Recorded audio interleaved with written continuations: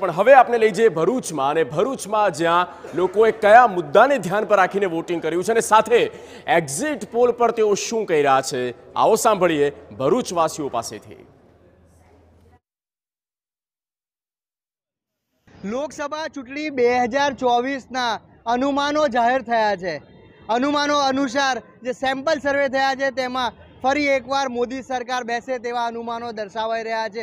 તો આપણી સાથે ચાની રેકડી પર કેટલાક લોકો હાલમાં ચા પીતા નજરે પડી રહ્યા છે, તો આપણે તેમને પૂછીએ કે શું લાગી રહ્યું છે એક્ઝિટ પોલના પરિણામો સાથે। સૌથી પહેલાં એક વ્યક્તિને આપણે પૂછીએ કે શું લાગી રહ્યું છે તમને, આ એક્ઝિટ પોલના પરિણામો આવી રહ્યા છે, કોની સરકાર બનશે?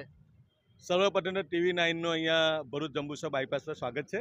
અને આપ એક્ઝિટ પોલની વાત કરો તો એક્ઝિટ પોલ એ 100 લોકોમાંથી ફક્ત 5 લોકોને પૂછીને એક્ઝિટ પોલ કરવામાં આવતું હોય, પરંતુ સરકાર સારી બને, દેશનો વિકાસ કરે, દેશના લોકોની તરક્કી થાય, આખા સમગ્ર ભારત દેશમાં આરોગ્ય ક્ષેત્રે, શિક્ષણ ક્ષેત્રે, તમામ પ્રકારની રોજીરોટી સારા લોકો ચૂંટાઈને આવે એવી અમને અપેક્ષા છે।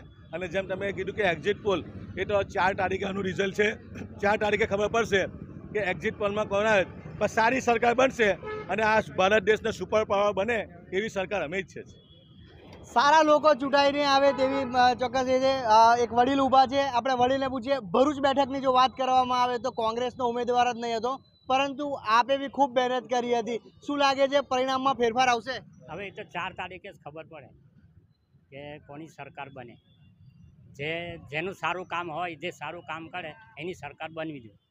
ચોક્કસ ભરૂચ બેઠકને લઈને હજી લોકો ચોક્કસ એટલા નિશ્ચિત નથી કે શું પરિણામ આવી શકે, પરંતુ એક્ઝિટ પોલમાં ગુજરાતમાં 26 બેઠકો ભાજપને બતાવવામાં આવી છે, એનડીએને બતાવવામાં આવી છે। શું લાગે છે ઇન્ડિયા ગઠબંધન ગુજરાતમાં ખાતું ખોલી જ નહીં શકે તો કેવી પરિસ્થિતિ થશે?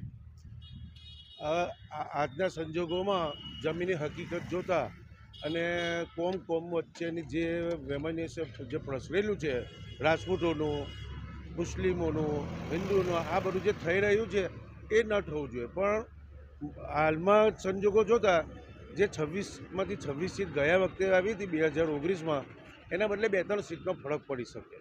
ચોક્કસ ખૂબ મહત્વની વાત છે, જ્યારે ઘણા આંદોલનોનો પણ સામનો કરવો પડ્યો હતો સરકારે, જેના કારણે પરિણામમાં 1-2 સીટનો ફેર આવી શકે છે। એક યુવાન છે આપણી સાથે, શું લાગે છે તમને સરકાર કેવી બનશે? સરકાર તો હવે 4 તારીખે ખબર પડી જ જશે, જ્યારે મશીન ખુલશે ત્યારે કે કોની સરકાર બને છે। એ સારી સરકાર બનવી જોઈએ, યુવાનોને આગળ લાવે, રોજી રોજગાર મળે એવી સરકાર બનવી જોઈએ।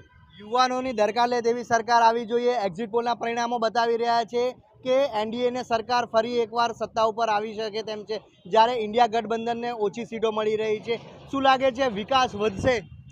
વિકાસ તો વધે ના વધે એ ડિપેન્ડ છે સરકાર પર અને સારા નેતાઓ પર। અમારી માંગ એ છે કે સારા નેતા હોવા જોઈએ કે જે રોજગારની તકો પેદા કરે અને ગરીબ માણસોનું જે અત્યારે શોષણ થઈ રહેલું છે ને એ શોષણ અટકાવવું જોઈએ।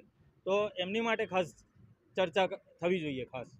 ચોક્કસ જે પ્રકારે લોકો જણાવી રહ્યા છે, એક તરફ એક્ઝિટ પોલ જણાવી રહ્યું છે કે એનડીએની સરકાર આવી રહી છે ફરી એકવાર, પણ છતાં પણ 4 તારીખે ઈવીએમ જ્યારે ખુલશે ત્યારે સ્પષ્ટ જાહેર થશે, સ્પષ્ટ હકીકત સામે આવશે કે શું ખરેખર નરેન્દ્ર મોદી ફરી એકવાર પીએમ બનવા જઈ રહ્યા છે કે કેમ। પરંતુ આ તમામ વચ્ચે ભરૂચના લોકો તેઓ પોતાના મત વ્યક્ત કર્યા છે અને ચોક્કસ ફરી એકવાર સરકાર ચૂંટાય તો વિકાસ અને રોજગાર સહિતની તકો વધે તેવી તેઓ માંગ પણ કરી રહ્યા છે। અંકિત મોદી, TV9 ભરૂચ। તો 4 જૂને પરિણામ સૌથી